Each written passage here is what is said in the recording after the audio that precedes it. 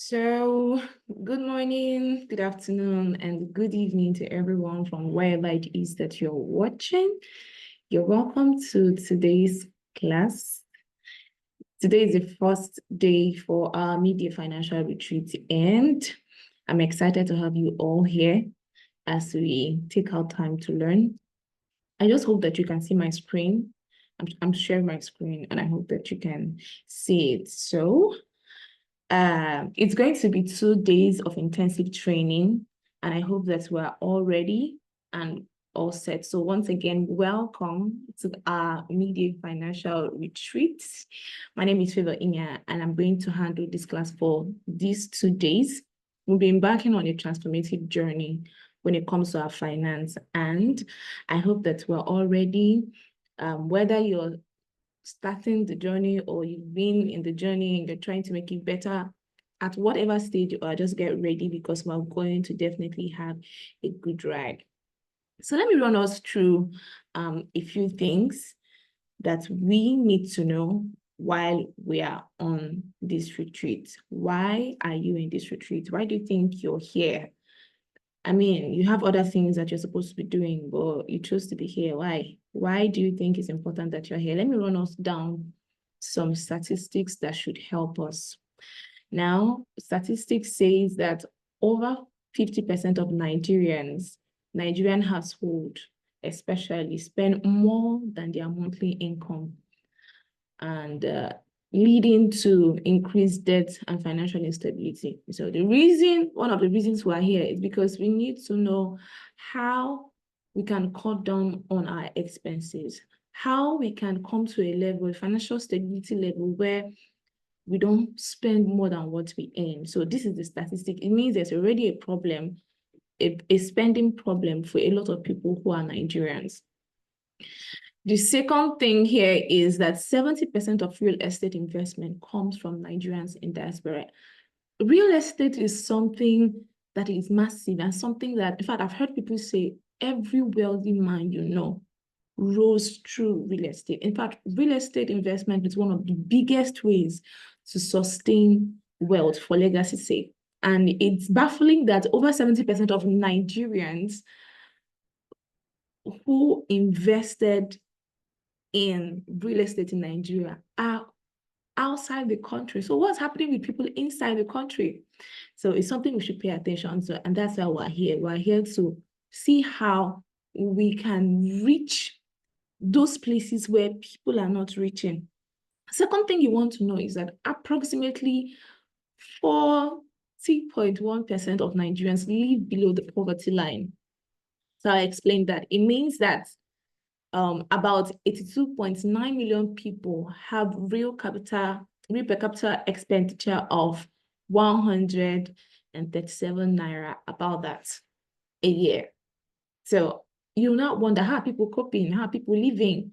And I know you may not be here, but if you're in this retreat, you're not far away from this, actually.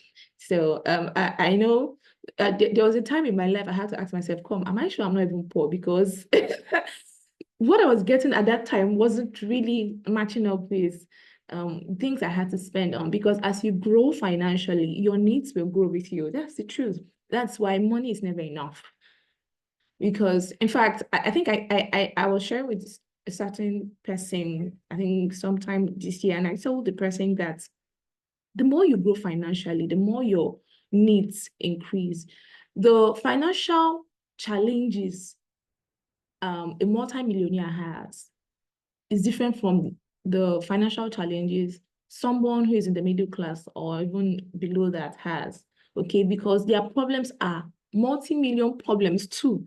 They're thinking of how to use a certain amount of money to do this and do that. For someone who is just trying to make ends meet, their issue may just be, let me just eat. You understand? So the reason why we're here is because we want to keep going further away from the poverty line. So it's good that you're here. Now, statistics as at last year also has it that about 40% of Nigerian adults do not have any form of savings, like any form of savings at all, indicating a significant challenge in financial security and planning. That's why when something comes up, there's nothing to fall back to. There's definitely nothing to fall back to. I know some of us are maybe saving here, but it's almost like we're not saving because we spend almost everything that comes back to us. That's one of the reasons we are in this retreat. Around 27% of Nigerian adults borrow money in the past year, that's 2023, from family, friends, and informal lenders. So we've already said that for most people, what they earn is not enough to cater for their basic needs. So it's not like they're even wanting to borrow to do big things, their basic needs. So hence the reason to, keep borrowing and all of that, just to even eat. The next one is going to shock you. Only 5% of Nigerians actively invest in stocks or mutual funds. I'm not even be shocked if there are some people here on this retreat rather, that don't know what stocks are. Last month or thereabouts, I got into a few conversations with a few people and they were asking me, please, what is stocks and how does it work in this 21st century? There's a video I'll share with us after this class, and then we have some activity things to do too that would help us, because it's a retreat. So I'm not going to do the talking and talk and all of that, although I'm not going to have us talk too, although I will entertain questions, but I need us to be very practical. It's a retreat because for me, it's somewhere that we come, we hear certain things that will inform certain decisions that we'll take financially. I'm hoping that at the end of this retreat, people begin to take steps that by the end of the year, I'll be getting really mind-blown. I don't even need to wait for the end of the year. People start sharing certain things they are doing. And they've started doing because of the retreat and the changes they're already seeing. Okay, so it's baffling that 5% of Nigerians don't know what stocks are. Like only 5% rather know what stocks are and already have stocks in certain companies. But a lot of people use Facebook, people use Instagram, people watch Netflix all the time. Netflix, I learned that they increased their subscription rates a few days or a few weeks ago, and people will not mind. They are out.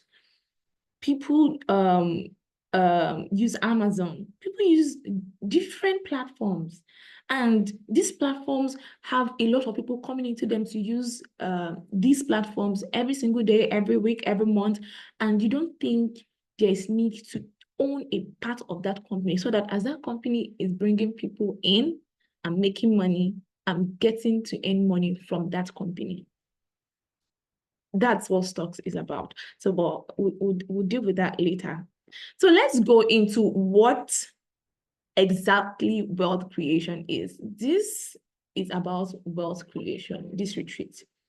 Okay, but a part of it would have to go through what we have even done over the years to build wealth over the months, especially for the first 6 months. And then we see where we're getting it wrong and where we need to put some things into perspective, so that the next 6 years, or let's say 6 months, or let's say 5 months, would be one that will make us smile real hard. Okay, so if it's not about creating wealth, I'm sure you'll not be here. I'm sure you'll not be here. Okay, so what is wealth creation? Wealth creation refers to building wealth through a variety of methods using financial products. When you invest in financial products for a long time, please take note of a long time, you get back higher returns. So building wealth talks about different things you venture into, different assets, financial products, or you call them financial assets, you venture into or acquire. Some definitions say wealth creation is the means of acquiring wealth or acquiring financial freedom using different assets, using different financial products. So when you are thinking of ways, I'll explain some of these financial products or assets and tell us what they are. When you're thinking of how to buy something or go into something that will in turn give you a high returns, then you're thinking about creating wealth for yourself.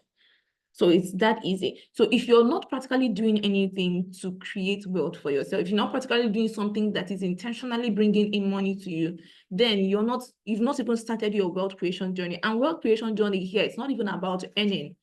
In my last class, I had to break it down to people so that they understand the major difference between earning money and making money. A lot of people feel they are making money. Making money is different from earning. When you're making money, you're grown beyond staying where you're being paid and getting a particular amount of money every month. So making money talks about you not even being actively involved, but you have things running for you here and there that are bringing in money for you. Maybe they are not even constantly bringing in money for you, but they are accumulating wealth for you in the future. Look at someone like Warren Buffett, who is one of the biggest investors in our time. This man started investing when he was much younger. He's old. If you see his picture now, you see that he's old. But he's one of the richest men that we know around. And that's because he allowed, when he learned the importance of stocks, financial assets, and different things to make money, and as at the time he was acquiring these assets, they had little or no value. But because he knew it was a long-term thing, that's why in the definition that we gave for wealth creation, it talks about allowing these financial products for a long time and they bring in higher returns. Okay, so I explained some of these things while we journey. The next thing that I want you to pay attention is the fact that wealth is in different dimensions, although our focus for today is just one of it. We have time wealth, we have social wealth, mental wealth, and physical wealth, and financial wealth. Let's start with the first one. We all have 24 hours in a day. You see those big guys over there? You don't have bigger times that we have. You don't have more than 24 hours. The most important thing is what they use their 24 hours to do. They don't sleep like we do. Okay, although some of them now may, because they are bigger boys, they have more they might have more time to sleep. But when they started their wealth creation, they don't sleep as we do.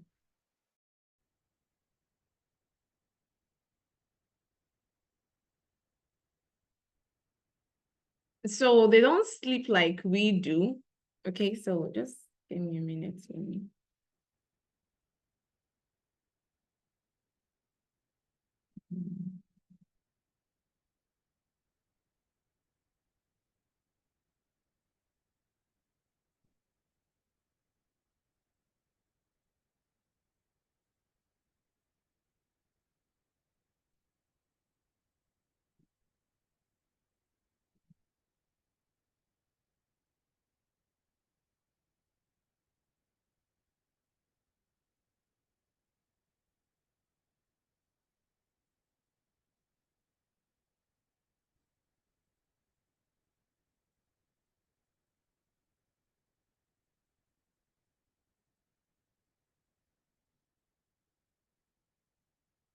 Okay, so I hope you can see my screen now, so that I go back to where I stopped.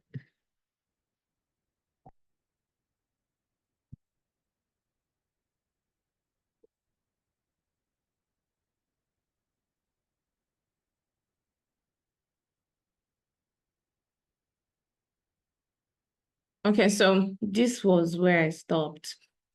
So they don't sleep like we do at all. They don't. They didn't rather.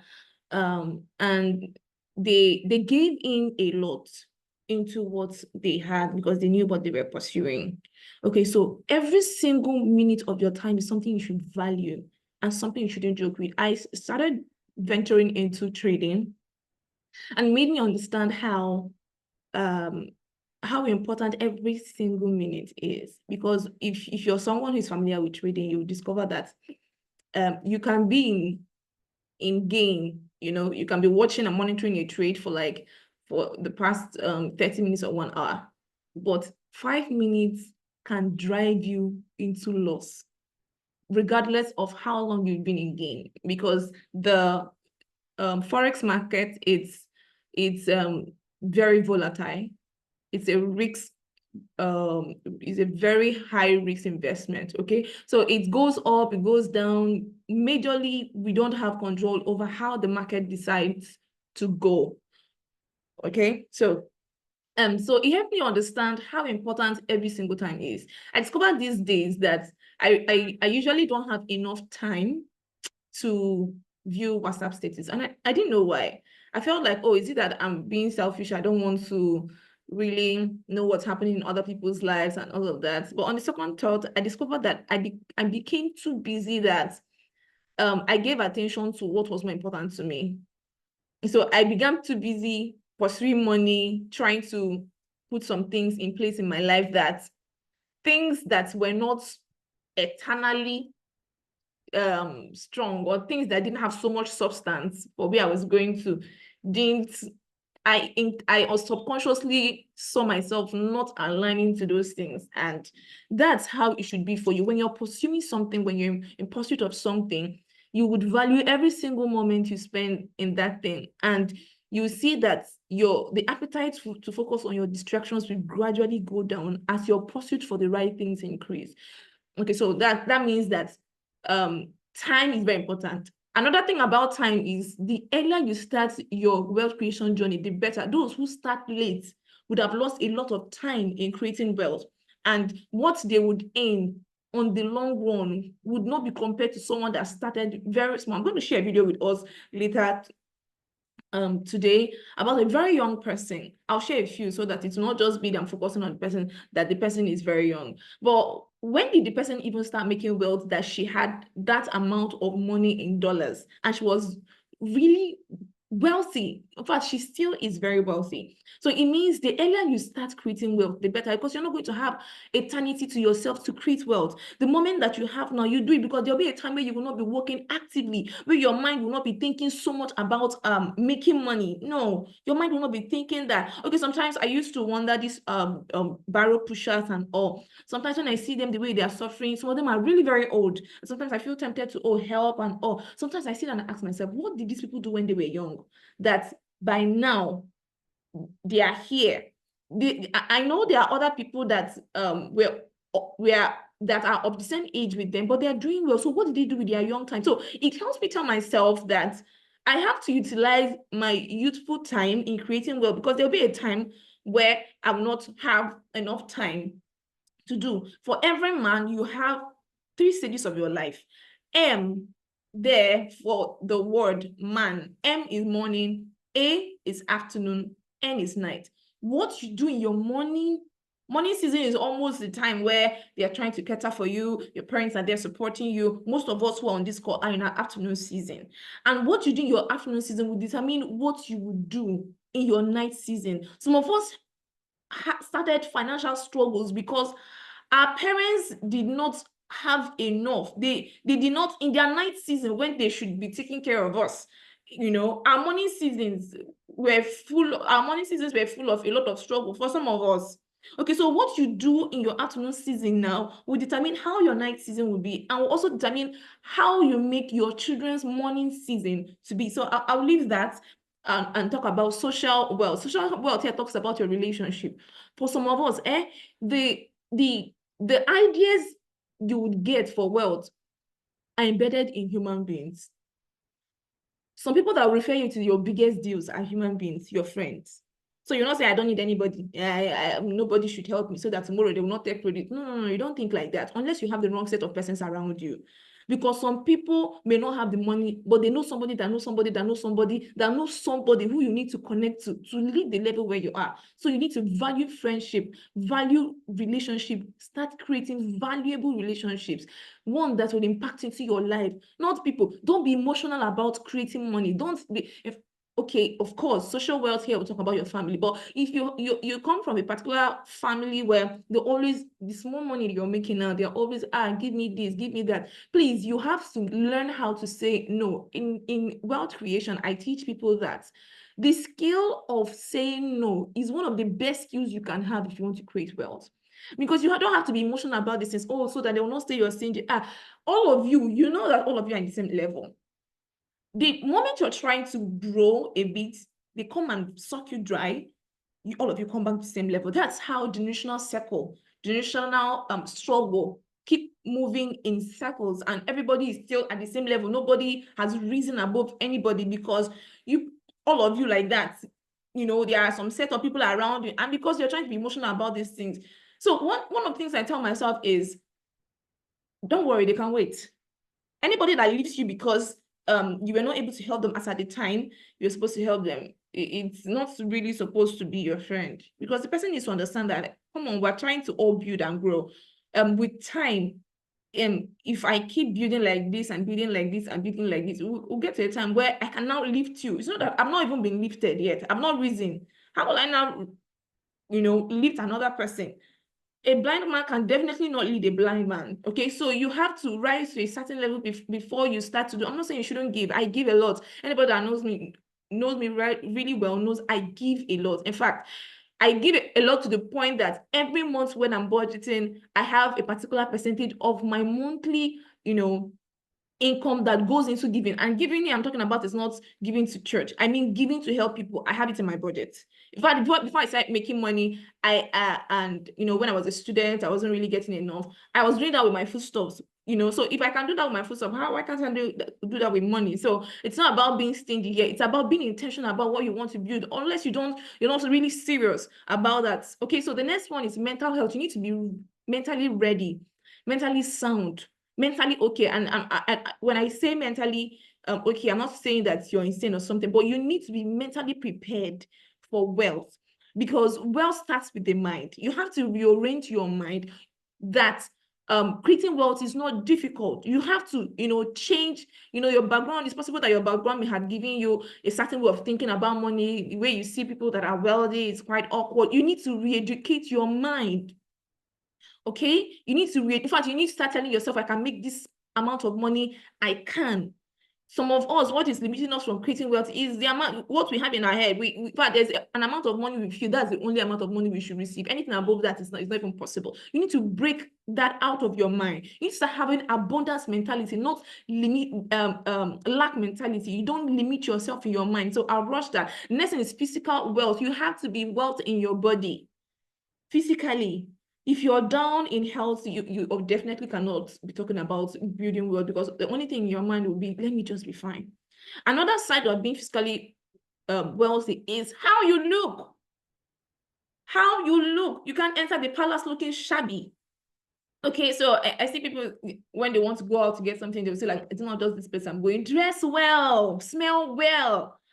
Some people got some contracts because of their dressing. I'm telling you. So make sure that you're physically wealthy. I'm not saying you should go and borrow to, sponsor the way you look. No, with what you have, make sure that you're looking good, well dressed, because that's how people will address you. People say, oh, this person is serious. He knows what he wants to do about his life.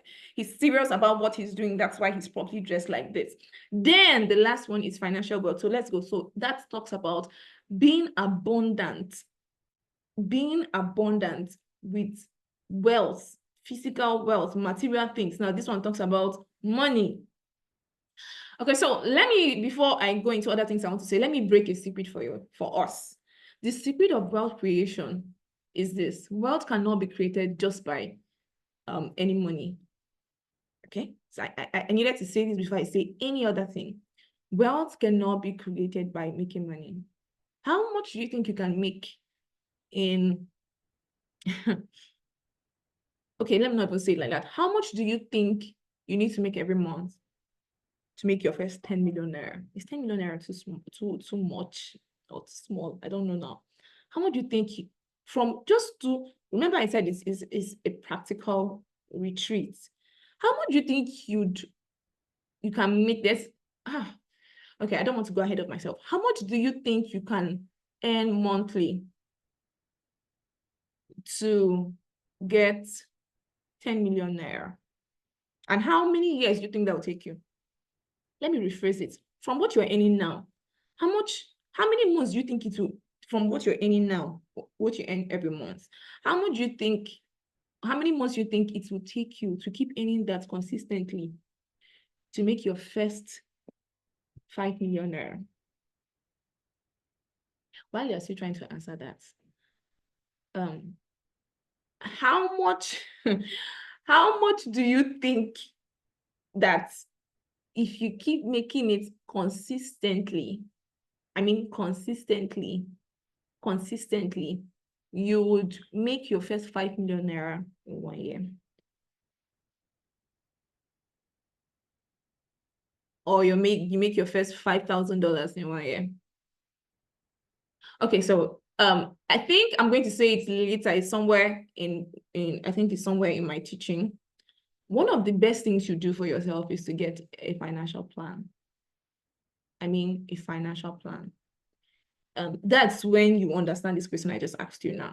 Because if you have a year plan for yourself, if you need to see my vision book is somewhere close to me here. My plan for this year. It helps you know if you're even close to. Imagine saying, I want to make 5 million naira by the end of the year. And you definitely know that your 200,000 naira salary cannot do that for you. The highest your 200,000 naira can do for you is around 2 point something in a year. So if that's your plan, 5 million in a year, you don't have to ask yourself, okay, how far? What can I do? What should I do to make more money? And remember, if you're paid 200,000 naira in a month, by the end of the year, you will not have up to 2 million naira because you would have spent now, right? So if you're saying I want to make 5 million naira I want to have 5 million naira by December, it means you should have made like 10 million naira. So that what you now have that you carry over to the next year is 5 million naira. I don't know if you're understanding me. So that tells you that most people who are wealthy are not people who are relying on just the money that they are paid, like their salary. No, wealth is not built like that. But it starts from there. Okay? It starts from there. Because you have to earn first to start making money. It starts from there. Let's look at the 4 laws of wealth creation. What we're doing today is to have a basic foundation. By tomorrow in our next class, I'm going to share practical things you can do to create wealth. In fact, I'm going to have to expose some of my secrets to us. Okay, so just get ready and follow me as we're having this right as it is. So 4 laws of wealth creation. The first is start early. I already mentioned this when I was talking about time wealth. Start early. If you have not started before now, you did not start yesterday, the best time after to ever start is yesterday. If you did not start yesterday, the next best time for you to start is today, as you're listening to me and as I'm talking to you. Don't wait till tomorrow. Tomorrow will come with its battles. So if you move today's battle into tomorrow's battle, you already have more than enough battles to deal with. Start today. So at the end of this class, I need to see that people are already writing down what should I do? Okay, so we've learned that we need to start creating wealth and I need to start early. And I'm going to have to mention some of them to us actually. So it's important to invest in stocks, to buy bonds, mutual funds, treasury bills. If you're into real estate, great. Then Forex market is another, although it has really high risks, but it's also a place that has high returns. I don't even want to tell you how much dollars I made last night, okay? Just last night, just a day. But for you to venture into that kind of investment, you need to have a strong heart and be someone who is willing to take risk because of course, if you want to make money, you should be willing to take risks. Although I advise people to go with the least go with their risk appetite, okay? With time, your risks for investment would grow. But you need to start early. That's what I'm saying. That's the point I'm trying to make. Start early. That's one of the laws. Start early in creating wealth. Start early. If you start next year, you would have lost a lot of money this year. If you start next 2 years, you would have lost a lot of dollars, a lot of millions. I'm telling you, this year and next year. So don't wait. Start today. Don't start tomorrow. You will lose money today. Okay, you will lose money today. So when I started Forex, I asked myself, when I started making money from Forex, I asked myself, why didn't I start early? I felt it was a tedious thing to do till I learned how to do copy and paste trade. So I didn't necessarily need to learn how to do Forex very well. I just learned how to copy and paste. Okay, so and I was making money from doing that. It was not my own wisdom, it was not my own initiative and all of that. I'm like, why did I start this all along? Okay, but I needed money to start because need money to register. You also need money to fund your trading account. But as at that time, I didn't have, so I just encouraged myself, okay, because I didn't have. But imagine that I had money, access to money to do all these things. God, I shouldn't be here.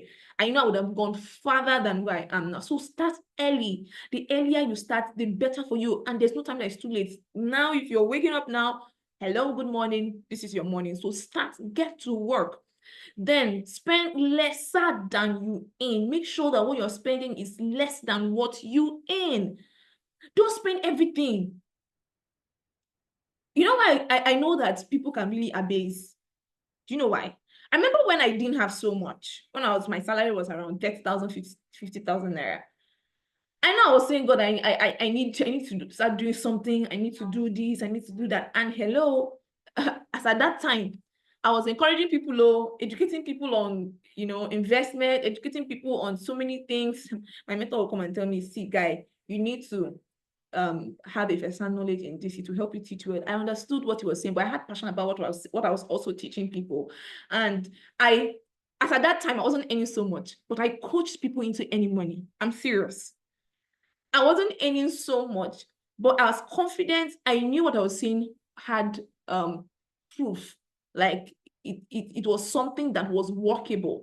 But I didn't have money on my end to push it. So because I didn't have money then, I kept teaching what I was teaching. People were cashing out, making money a lot from what they were doing. And I was patiently waiting for when it would be time for me to reinvest in myself, So then the 50,000 naira I was making wasn't really anything. But hello, I was eating, I was okay, I was feeling well. And my salary or my income rather, because I work and I do plenty things, so I had a lot of streams of income, like a lot of them. So I don't focus on one thing. So when my income streams increased, my income, everything increased, it looked like, oh, okay, so I can afford certain things now, but it still looked like the money was not enough. I said, hell no. I said, hell no, that's not even possible. That's not going to work. So, so again, it made me know that I need to practice more of what I teach people. So because I say those things, there are not people who say things they don't practice. Okay, a lot of people, they're on social media, they are everywhere. But I am one of those people who practice what I do. So sometimes when I say, oh, I have a feeling to do this, I have a feeling to do that, I just go back to my budget and say, oh, is it there? It's not there. Keep it for next month. By next month, if I don't see a need to do it, then it wasn't even important in the first place. Okay, so I saw that the more I was growing in wealth, the more my needs were more. I said, calm down. If you crash your budget to something like 50%, you spend 50% and keep 50% for yourself, you still know that, because even the 50% you're going to spend now was like 10x of what it used to be when you were earning what's it called, 50,000 naira, and you were still surviving. Do you get what I'm saying? So at the point where your money is increasing, don't say, our needs are increasing, so see, go work on your budget. Make sure you don't spend more than you're earning, because that's all to be there. Our needs are insatiable. As you start making money, the way some need to start manufacturing themselves, you would wonder where they're coming from. So you have to put a constraint on yourself. As you start earning more, automatically you don't know. It's as if they rang bell for some people, in different places. They will now start coming to you as if they knew you just got money. So you have to be very deliberate about what you're building. The next thing is invest your surplus wisely. When you have drafted your budget and you have spent a particular percentage, don't just keep the other one and say, I'm keeping it there. There's something like keep. I don't even advise people to save in the banks. I've not done that in a very long while, unless you have a dollar or foreign currency account. Nigerian account, I don't try it. I can't even try it, because you just close your eyes and open, your money has reduced. You don't even know what they're reducing it for. And you can't possibly stand up from your house and go to the bank and lay a complaint for how much. I feel like it's a total waste of my time. I would have used to earn money. So I'd rather not go. And because you will not go, they'll still keep cutting it. So make sure you don't just keep your money idle there doing nothing. Invest your surplus. There are a lot of things to invest your money in. I've mentioned some of them even before. I know I'm going to drastically, practically talk about investment, but I've been mentioning some of them. You have stocks.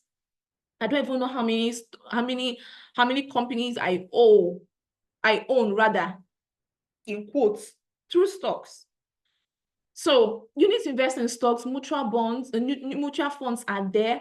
bonds, treasury bills. So go into the financial market and see there are a lot of opportunity. People are making crazy money, and your money is just lying in the bank doing nothing. You're just so scared of losing it. You're scared of losing it, and you keep it idle, and it's not bringing in money for you anywhere. Have I lost money? Yes, I lost last year. Have I lost money this year? I lost a lot this year too. Have I made more? I've made more than I lost. So if you want to build money, you have to get ready to take the risk that is involved. I bought some shares a few months ago. They were doing massively well. I think one of the persons that I've really been on, she's a close friend, and we've been on the journey together and all. So in my coaching session with her, I recommended a few for her that she went into, and she was all, oh wow, it's going well, But one of them last week, or when went so down, am I bothered? I'm not bothered in any way, because one of the beauty of wealth creation is long term. I'm just going to close my eyes like I didn't even know I own a fraction of that company, and I'll just wake up in the next 2 years to see that I'm a multi-billionaire. So I'm not bothered. Most of the people that bought Bitcoin, you all know about Bitcoin, when Bitcoin had no value, like little or no value, most of them are billionaires. That's why I bought Ethereum, and I've kept it there. It is growing. In fact, I don't even want to check it because I don't want to. I don't even want to check. I want to now check after 5 years and say, oh, okay, now I can now sponsor. If I tell you how much I bought it then, you would marvel. 5,000 naira. I bought Ethereum 5,000 naira. And you don't even want to know how many dollars it is now. So there are opportunities here and there. Like I usually tell people, you are just one knowledge away from your financial growth. I'm telling you, one knowledge away, because you don't know. Nobody is able to push you to say, take that risk, even if it's take it. Just take the risk. The risk is not much. What are you going to lose at the end of the day? Just take it. There's nobody to push you. Nobody is coaching you and all. You just say, you just stay there. No, it doesn't work like that. Okay, so I'll just wake up in the next 3 years or 5 years to discover that the money is a lot, and I'll say, oh, I think now I need a vacation. I can comfortably go on a vacation without even have to think of where I'm going to get the money from. So you need to make sure that your surplus is going somewhere. The last law of wealth, there are a lot of them, but the last I wrote down here is leave your investment to grow. Some of us are monitoring spirits. You would monitor you will monitor your investment, monitor it. The investment would even be tired of you. The investment app will be hanging because you check it every 1 second. That's not how it works. It's not MMM that you're expecting, or all this Ponzi scheme that you're expecting to, do boom and you become wealthy. It doesn't happen like that. If it happens like that, it means everybody in this world will be wealthy. You don't follow your investment bomber to bomber. The beauty of investment is long-term. Remember, you're investing in businesses, you're investing in structures. And just like the physical businesses, in your street where you live would have issues, would have their down times, and great times, will break even at some point. That's how it works for them too. If you bought what's it called, stocks like Dangote refinery got bonds, that's a downtime for the company. I heard someone saying, I'm not going to buy, if I want to buy, I'll not buy shares from Dangote refineries and the oil and gas because they have an issue. It's a very myopic way to think, because when a stock or shares is not doing well, it's the best time to buy. As long as you know that they have a good track record, just give them like few weeks or months, they'll bounce back. And when they're bouncing back, they're going high. Why not? That's even a good time to buy. So make sure you allow your investment to grow.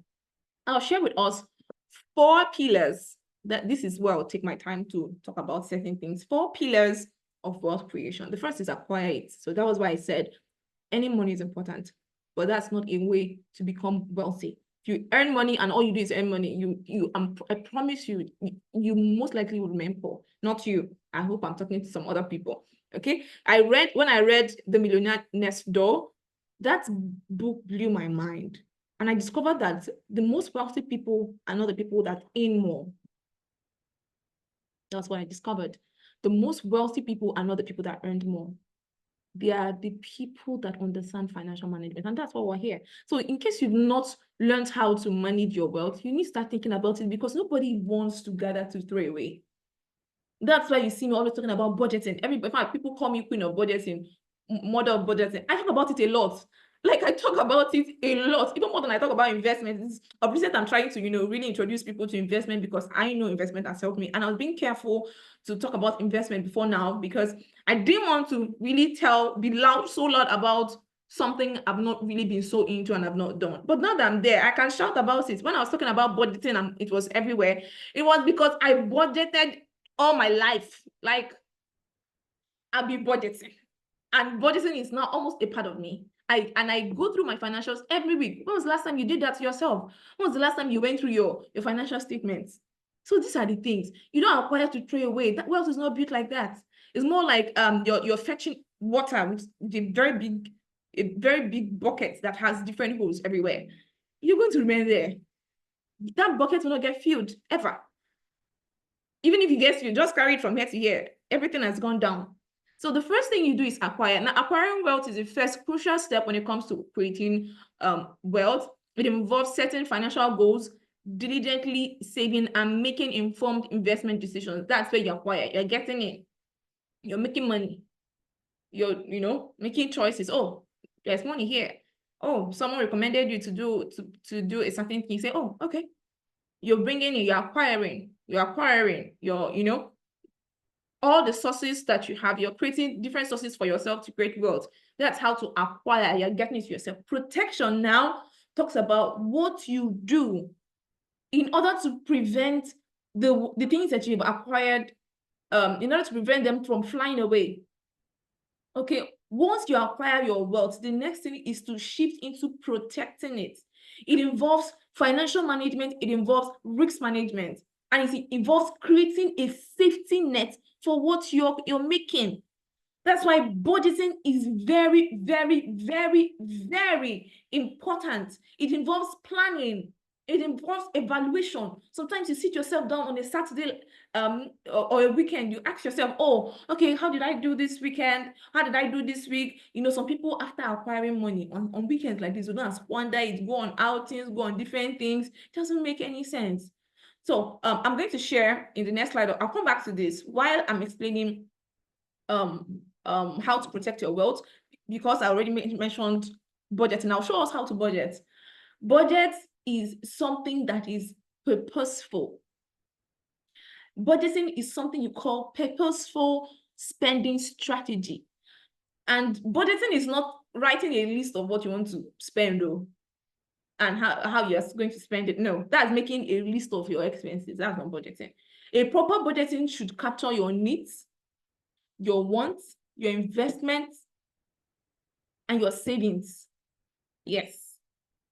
And budgeting doesn't mean you're being stingy to yourself. Budgeting means you're trying to be in control of your finances. You're trying to protect it. You're trying to protect the things that you have acquired. Okay, so I'll break it down. In budgeting, you give 50%. I advise, there are different rules here and there, but I advise you give 50% of your monthly income to need. Now, this is what I call the basic rule, or the rule of thumb. As you grow in wealth, you discover that 50% is too much for your needs. I'm promising you that. Because by that time, you already have a house. And you have your basic things. Basically, food might be the only thing there. You see that 50% off. Imagine you earn 5 million naira every month, and you want to give 50% to need. That's a lot. That's like 2.5 million. You discover that it's a lot. It's a lot for the month. So as you grow, you discover that, in fact, most of the big guys have over 50% in investment. I'm telling you, because 10% of their income monthly is enough to cater for their needs. So, but this is how to start. 50% goes into your needs. Your needs are your necessities. They are the things you cannot do without. Things like house rent. So house rent, because you must not wait till the end of the year before you start saving or removing your house rent from your income. That's how I do mine. Every month, I remove it like that, so that by the end of the year, I have everything I need to pay my rent.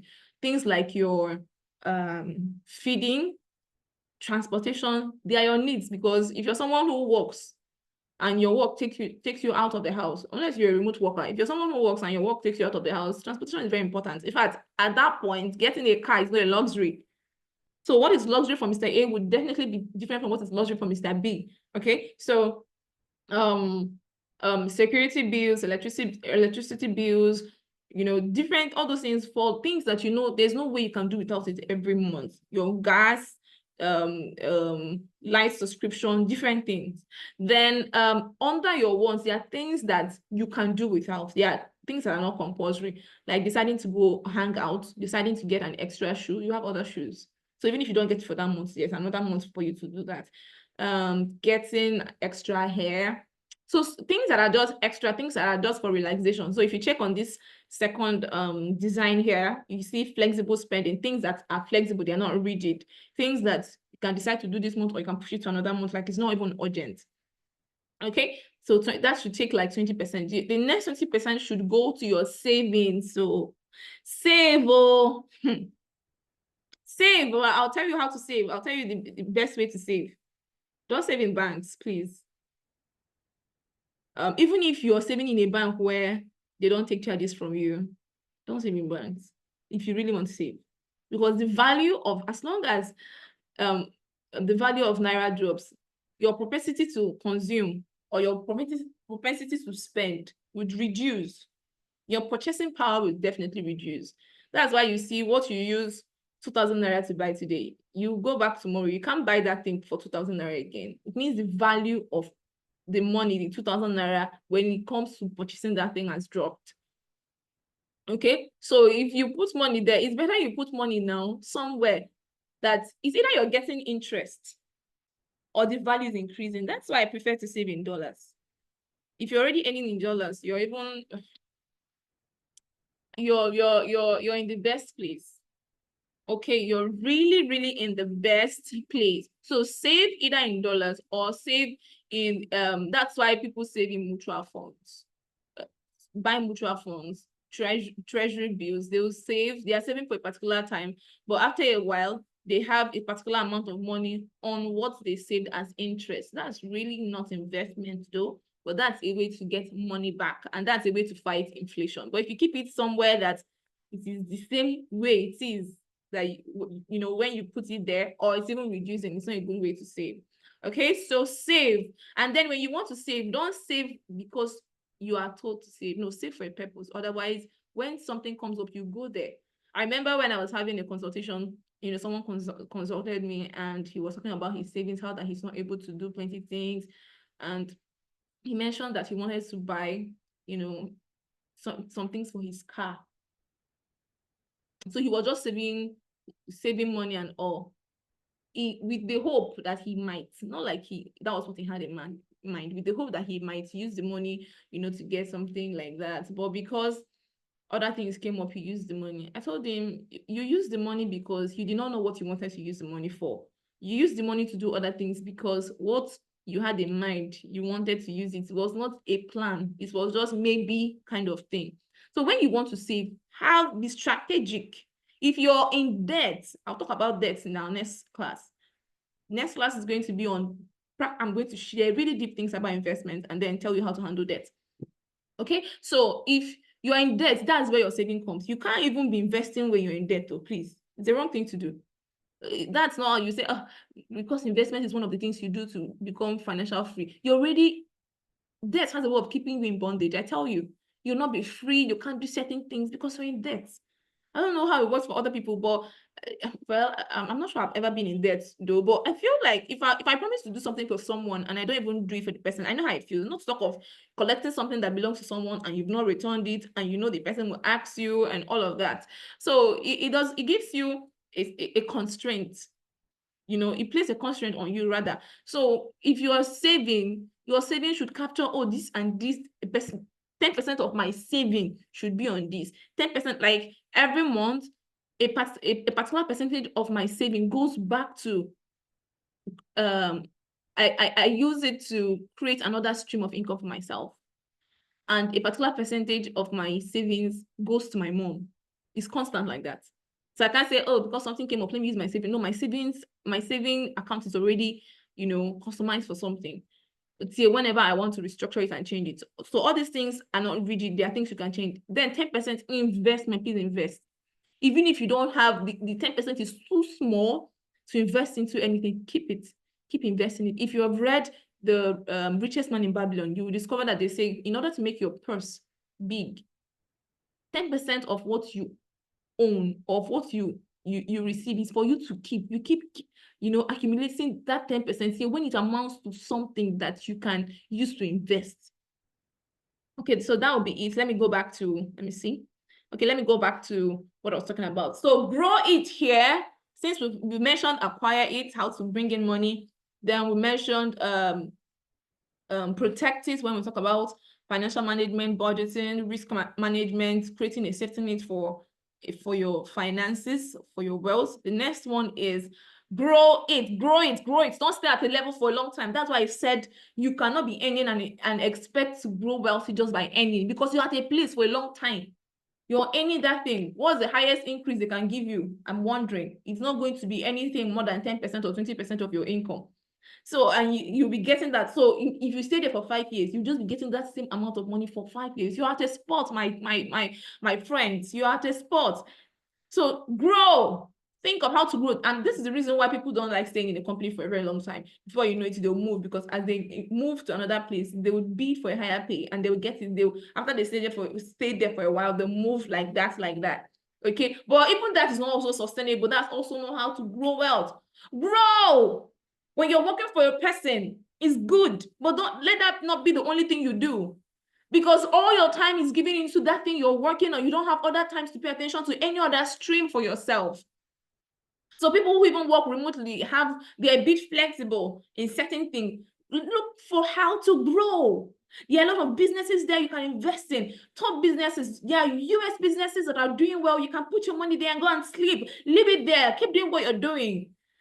As the company is growing, your money is growing. Grow. Let your wealth grow for you. Let your wealth grow for you. So the third one is grow your wealth. This revolves around the principles of making money work for you. You don't have to work actively. The job you're doing with somebody, you're working actively for the money to come.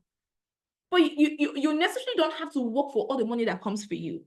You need to come to the point where you tell yourself, oh, I would work. You're not lazy, certainly. So to an extent, you're going to work. But you then tell yourself, oh, I'm going to work on this end, but my money is going to work on this other end for me. So this is where you allow your money to work for you through, and that's why people go into investment. Use good portfolios. Investment. When you're even investing, it's not good to put everything in one place. If that company does not do where everything goes, that's the reason why the people don't want to invest, because they've not learned how to diversify their investments. You can invest in commodities. You can invest in commercial papers. You can invest in what's this one now? Indices. You can invest in businesses. There are a lot of things to put your money into. I tell you, people bought gold. Gold is a good place to invest in. They buy gold. As the value of gold is increasing, the value of their money is also increasing. So this is where the third place is where you calculate your risk. People take calculated risk and make financial decisions that grow their wealth. So start thinking, what business do I think my risk appetite can allow me go into? What investment do I think my risk appetite would allow me? Maybe tomorrow I'll talk about risk appetite. I don't know if I want to do that, but maybe I will, because it's not every investment that is for you. It's not everything that brings money that is for you. So you tell yourself, considering the amount of money I want, to get, how? So I'd like to ask us, so maybe you can answer later or answer my DM or anywhere, because I'm going to give us a class work to do after now. What's your 5 years plan? Do you have one? What's your 5 years plan? So financial wealth creation plan. How much do you want to make in the next 5 years? You can break it down to how much do you want to make in the next 1 year. If you don't know, it's then all the things we're saying here definitely is not for you. And if you can't think about it, it means all you want to do is just earn it now in it now, in it, and that's not how to create wealth. That's not how to create wealth. Okay, so you need to ask yourself, how much do I want to make? How can I break in 5 years? How can I break them in 1 year? If I've broken it in 1 year, how can I break it in a month? If I break it in a month, am I earning that now? If I'm not, what can I do? What can I do? So I'm being careful not to suggest anything to us. That's why I'm opening it. Opening the place for us. You choose based on your risk appetite. So this number 3 is where you grow, you reinvest. You say, oh, I've invested. Your investment brought in something for you. Don't go and eat it. It's still not for you. It's still small. Keep it reinvesting. Keep reinvesting. So, oh, like the amount of money I made yesterday on from Forex, I felt like really taking it to go and treat myself because I've been stressed lately. But I told myself, nah, we have a long way to go. We really do have a long way to go. We have a long way to go. So we need to keep investing and reinvesting and reinvesting and reinvesting. Okay. So you keep reinvesting. That's how growth happens. You keep planting, keep planting, keep planting. You just keep planting. You keep planting. Remember how investment works. If a farmer plants in a field, not all the plants or not all the crops will do well. Some will die off. Okay, some will be attacked by pests. That's how investment works. Not all your investment will work, but the percentage of the ones that will work will be higher than the ones that will not work. Because definitely you're listening to me, and if you're listening to me and you're connected to me, you definitely have to make the right choices, because I'll definitely be giving you out the right things to do. Okay, so the last one will be to pass it on. If your wealth creation does not end at passing it on, you did not do well, because there's a place of legacy when it comes to creating wealth. Your wealth does not end with you. That's most of the problem. That's one of the problem most of us had. Most of we were the family we came into, we met them struggling and trying to make ends meet because their own fathers did not leave something to pass down to them. So they strive to make sure that there was something that there's something that they're going to pass down to us. The little they pass down to us is what we started with. But you need to make sure that you have enough to pass. That's how wealth creation is made. You don't just make the one that will be sufficient enough for you. As you leave this world, it ends there. Your children will now start again, start suffering. No, you need to have something that you pass down to. Even if you're a woman on this call, it's not only men that share inheritance. Women do too. Okay, women do too. So don't say, oh, because I'm not a man, so my husband will share, or when I marry, the person I will marry will share. No, it doesn't work like that. It doesn't work like that. Let there be something that even if before you marry or while you're married, let there be something that is coming from you, passing. That's now when this is the time where you now have to start helping other people around you. Oh, I've risen now. Okay, now other people can see light. Okay, so finally, this last stage talks about future generations, talks about charity work, trying to help other people, trying to make impact. Giving is very important. And if I say giving, people think I'm trying to be religious. Giving is giving. Whether you're giving to God, even people that are in the world that don't believe in giving, to God, in churches and all of that, they practice giving more than even people, or most people that understand what giving is, that think they understand what giving is, because they have the biggest NGOs and charity organizations. They are giving back, and that's one of the reasons why they are making it. I am serious about that. Even some people, even if they are dead now, those NGOs are still running, and because they are applying that simple principle of giving, of charity, their name and their wealth is still growing. So this is where you're passed down. Make sure that your wealth goes to the point that it passed down. Your wealth should not be the one that you are now stable. You're now the only one free. So it means that it has not come to the place of abundance where it can flow to other people. Okay, so this is the point where I say you should assess yourself. There are 4, what's it called now? 7 stages of financial wellness. We have the financial chaos stage, where you don't know what you're doing. Everywhere is just up and down. Today you have something to eat. Tomorrow you don't have. You're just up and about. Most of us are not there in that state anymore, but we used to be, especially if you're someone who comes from a family where people were trying to make ends meet and all of that. it now moves gradually to a stage where you have financial avoidance. You're able to avoid certain things. Oh, I will not do this. I will not do that. You cut down on some of your habits. Oh, this is not supposed to be by, Then it comes to the point of financial awareness. Oh, now I know these are the right things I should do to make money, and I'm beginning to do it. So once you start doing those things because of your financial awareness, you come to the state of financial stability where you are now stable. Your money, the money that you have, can now take care of you. You are stable. Okay, you're stable. Financial security is the next one, and it means you're starting investment. So what you are earning now is more. There's surplus for you to invest. Remember, we said you have to invest your surplus. So what you're getting now has a security around it because you start investment. Investment puts security in what you earn. No matter how much you earn, if you've not started investment, you are not securing what you earn. Because what happens is, okay, I think I didn't mention about emergency fund, but that's something that you need to put into consideration. Emergency fund is a fund that you set apart that can hold you and allow you live your normal life for complete 6 months in case something happens to your stream of income or your job. If you have that kind of money set aside somewhere, then you need to start paying attention to it. If you don't, okay? So if you're making money and you don't have emergency fund or you've not started investing, there's no security around what you earn. If anything happens to your source, you can start afresh. And that's not a good place to be. Okay, so there's nothing to fall back to. Financial freedom is where you are free to make any financial decision of your choice, use money to do as much as you want, and there's no constraint. You can just wake up and want to go on a vacation, go to anywhere. You are free. You're not in debt. You're not constrained by any expense. There's no expense that is too much for you to handle. You are financially free. Financial fulfillment is where you have stepped into abundance. Your financial freedom can now help other people get free. So assess yourself and find out where you are.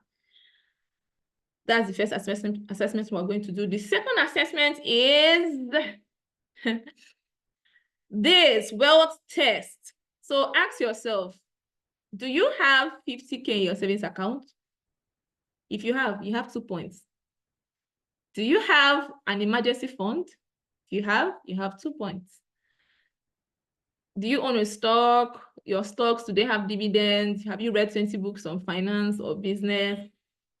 Do you have other streams of income that constantly bring money to you apart from your job? That's passive income. Do you run a business? Do you have a college degree? Do you have 5 years financial plan for yourself? Do you work with a budget every month? Do you invest in real estate? Do you have a network of 100 plus people? Do you have a retirement plan? I'll send this across the wall so that we'll answer. If you have anything below 20 marks, yeah, broke, very broke. But if you have something that is above 30, then it's fair. It's fair. Yeah, just in the middle somewhere. If you have anything above 50, you must be very rich. Yeah, so I'll send this to us so that we'll do assessments. Then would also look at something that would be our assessment for today. Let me see if I can find it. It's our activity for today. We're going to do the first one. So the first assessment, I said you should find out where you are, considering the 4 levels of financial wellness I posted. Then you do this wealth test. Then our classwork or assignment for today is a retreat and the practical one. So when I was posting online saying, everybody get ready, we are going to do practical things, I wasn't joking. Because if we just come and listen and nothing is applied, it's as good as coming to waste our times, actually. So assuming I'll still post this or send it to you so that you can work on it. This is the third activity. Assuming you were paid 200,000 naira today at work. Assuming that your pay is 200,000 naira today, it's the end of the month now. Draft a budget for the month. Draft a budget for the month. Or let me increase it to 500,000 and 500. Let's make it 500. Draft a budget from what I explained about budget. Draft a budget for me. Usually, you're supposed to use my budget template, but It's not free. My budget template is not free. It's on Seller and it's 2,000 naira. If you want to get it, you let me know. That's what I use personally every month. So draft a budget, but you can just do this one as a classwork in your notes or somewhere and then submit to me. Let me see. Let me be sure you understood what I said about budget. And draft a budget for the month of August. That's next month that we're entering, because you usually draft your budget before the month begins. So draft a budget and input all your expenses. Your budget should contain a list of the things you want to spend on. Then this should be based on real-time expected expenses. So don't give me imaginary expenses. Then you don't have to be careful. You don't have to be careful so that you not exceed the 500. If you're someone that if you have 500, you overspend, write it, just write it and send to me. So you don't have to be over careful. Make it real. Also consider debt. If you have any debt, realistic debt, please add it to the budget. Write out your financial goal because for every budget you're making, you need to have a financial goal for the next month. Like for me, one of my financial goals every month, should I say this? Okay, is to always have a extra stream of income. So I always make extra money that I don't plan to make every month. I have it in my plan. It started working for me from the very first day I started writing it down. So when you start applying some principles, even nature, everything aligns to you. Even when you're getting to the end of the month, something will happen, that money will come, that thing will work because you've already made up your mind. So that's why I said by saying there's something called mental wealth. Wealth starts from your mind. Once you condition your mind that I will attract this, it begins to flow to you. So write down your financial goal for August. From your expenses, what will be your result for September? So usually when you draft your budget, you monitor it as you've entered. Once you draft your budget for August, as you're spending in August, you come and be seeing it, adding it to know, oh, okay, this is how much I spent here, this is how much I spent here, so that when you want at the end of August, when you're trying to make a budget for September, it will help you know what your decisions should be for September. If you overspent in a particular area, it will help you make informed decisions for how to spend in that category for the next month. You understand? So that is, I'll send this to you so that you can work on it. Thank you so much for being a part of this session, day one. I enjoyed myself and I hope you did enjoy yourself too. I'm very sure next class tomorrow is going to be very great. So let me give you a few things we're going to learn tomorrow. So tomorrow we'll start by talking about investment. I'll be mentioning names of certain brands, certain things you are supposed to start putting your money into. When it comes to savings, I'll tell you brokers to use. Don't worry. Our next class is going to be a lot. So investment, savings, how to save well and earn money from savings, how to invest in stocks, how to create an accounts that you can use to start investment if you're someone who wants to start going into that. I'll also talk about different companies you need to consider, companies that you can buy stocks from, companies that give dividends. Dividend is at the end of every quarter. Some people give their own every quarter, some people give every month. At the end of every quarter, every month, this is the amount of money you will get from what you have invested, and your invested money will still be there. Okay?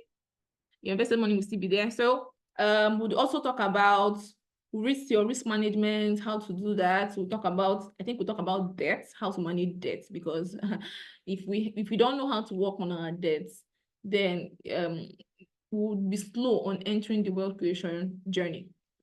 Then I would allow us time for a lot of questions, so that if there are some things I explained I didn't explain well, or certain things I would have touched on, but I jumped because I was trying to be here and there and to manage my time very well, I can go back to it. So tomorrow's class will be very, very interactive. Today's own was BIM. Tomorrow will be BIM. So I'll see you in the class. Do enjoy yourself. I hope you're getting value for what am I saying now? I hope you're getting value for the amount of money you paid to be in this class. Yes, I hope so. I would like also that you share with me some few things that you got, or how this class has been for you. So if you really enjoyed this class, let me know. Be my DM. Okay, share it with me. Thank you so much. I'll see you tomorrow. I will see you tomorrow. Okay, bye.